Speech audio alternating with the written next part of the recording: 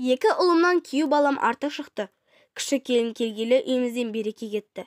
Болған оқиға. Құдай қосқан қосағымнан 3 перзент сүйдім. Барынша жақсы тәрбие беріп, ешеден кем қылмай өсірдік. Осы көзге көрінгендеріміздің рахатын көрейік деп, кемпірімді барынша күтіп баптауға тырыстым. Бірақ жылдар бойына жабысқан аурудан қашып құтыла алмады. Үлкеніміз қыз. Ол Қызылордаға тұрмысқа шыққан.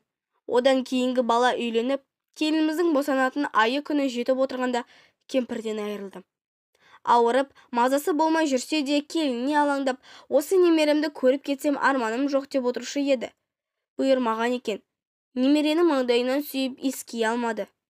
7 күндік асын беріп жатқанда келінім перзентханаға түсіп, өмірге Жансая деген қызды алып келді. Атын өзім қойдым. Жалғыз алған жаныма сая болсыншы деп, өзіме сол немерені жұбаныш еттім.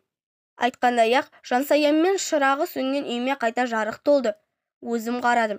6 айға толғанда анасын ембей қойды да, келін, сен жұмысқа алаңдамай шыға бер, өзім бағам деп, немеремді қасыма алып жатып, анасынан артық қарадым. Оның да мен дегенде шығарға жаны бөлек.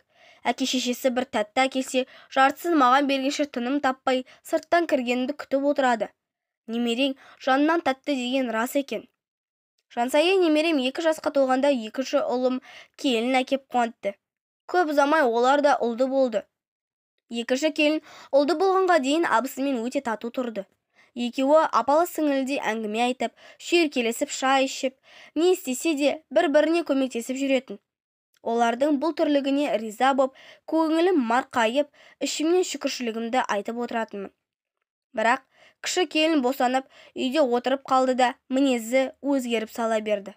Абысының жұмыста жүргенін көре алмай ма, қит етсе екеуі сөзге келіп, шапылдасып қалатынды шығарды. Сен азаннан кешке дейін жұмыстасың, мұнайдың бар шаруасы менің мойнымда деп сөйлейді.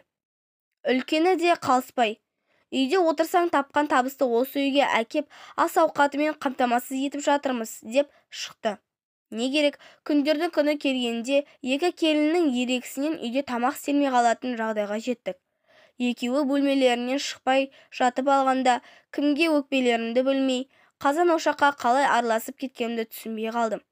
Екеуі тыныш болсын деп, кейде киімдерімді де өзім жуып жая салам. Әйел ашуланса үйде береке болмайды екен. Осындайда кемпірімнің жоқтығы жаныма қатты бататын. Кіші келінге де балаңды маған тастап жұмысыңа бара бер деп айтайын десем, онысы тым беймаза, еметіні тағы бар деп, өзіме қарау қиын болды. Айналдырған 2 жылдың ішінде ынтымақты отбасымның сау тамтағы қалмады. 2 баламда да еш жоқ. Әйелдерінің сөзіне еріп, жиі ренжісіп қала берді. Тірі өлік болдым да қалдым. Шырылдап, бірлікке шақырғанымды тыңдай қоятын ұл да келін де жоқ. Сөйтіп жүргенде үлкен ұл, біз бөлек кетеміз. Бір күннің ішінде келіннің артынан келген дүние мүліктерін тиеп кете барды. Бәрінен де жанымнан бір елі қалмайтын немеремді ойлап жүрегім езілді. Атамның қасында қалам деп шырқыраған қызымды шешесі қолынан сүйреген күйі шығып кетті. Арттарынан көзімнің жасын әрең тыйып қарап тұрдым. Кешке кіші балам жұмыстан келгенде жыларман боп, болған жағдайды баяндап бердім. Кеткені дұрыс болған екен, мәңгі бірге тұру мүмкін емес деп ол шықты. Осының бәрі сенің әйеліңнің шығарғаны.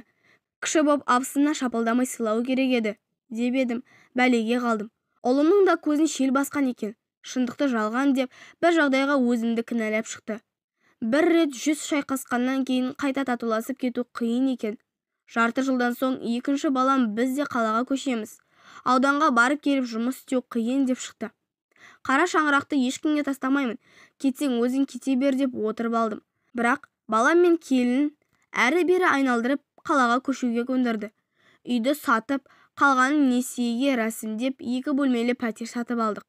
Шынымды айтсам, ол үйде өмір сүре алмадым. Әбден кең далада көші қолаңмен әңгімелесіп, азын аулақ малымды ермек қылып өмір сүріп қалған адамға тас үйге қамалып отыру қиынға соқты. Тынысым тарылып, өкпем қысылып, үйімді сатып кеткеніме ішім күйді. Ауылға кетсем, бұлай өмір сүре алмаймын деп балама айтып ем. Қайда тұрасыз? Үйіміз жоқ қой демеді. Мейлі, өзіңіз білесіз деп шығарып салды. Амал жоқ, інімнің қолына бардым. Ол жақта 4 ай сыйдым. Қанша дегенмен емін еркін оңаша тұрып қалған адамдар ғой. Бірте-бірте ол келін де қабағын түйіп жақтырмайтынын анық байқатты. Қазір енді қызымның қолындамын. Менің әр жерде басып жүргенімді көрген соң арнайы күйеуімен іздеп келіп алып кетті. Олар таңнан кешке дейін жұмыста. Мен жиендерімді мектепке апарып, әкеліп үйірмелеріне жеткізіп жүрмін. Бар ермегім солар болды. Ата, сіздің келгеніңіз қандай жақсы болды. Көңіл қарнымыз тыныш деп күйеу балам мәз. Бірақ құдалардан ұялып жүрмін. Қартайғанда екі баладан мейірім таппай, Қызылордадағы күйеу баладан қайыр табам деп кім ойлаған? Өмір-ай десейші.